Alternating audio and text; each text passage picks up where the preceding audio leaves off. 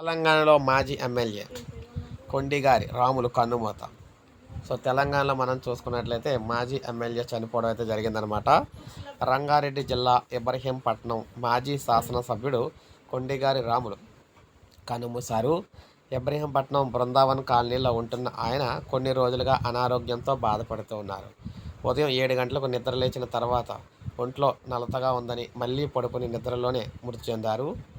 1989, 1994లో 2 పర్యాయాలు తెదేపా పొత్తుతో సిపిఎం ఎమ్మెల్యేగా గెలుపొందారన్నమాట. ఏడాది క్రితం ఆయన భార్య ముత్యాలమ్మ మృతి చెందారు. వీరికి 3 కుమారులు. పెద్ద కుమారుడు అరుణ్ కుమార్ అనారోగ్యంతో కొంతకాలం క్రితం మృతి చెందారు. చిన్న కుమారుడు త్రిలోక్ ఇటీవల ఇబ్రహీంపట్నంలో బారాసా కౌన్సిలర్గా గెలుపొందారు. రాములు పార్థివ దేహానికి మాజీ మంత్రి సబితారెడ్డి, అదేవిధంగా ఎమ్మెల్యే మల్రెడ్డి రంగారెడ్డి, సిపిఐ జాతీయ కార్యదర్శి పల్లా వెంకటరెడ్డి తదితరులు నివాళులైతే అర్పించారనమాట.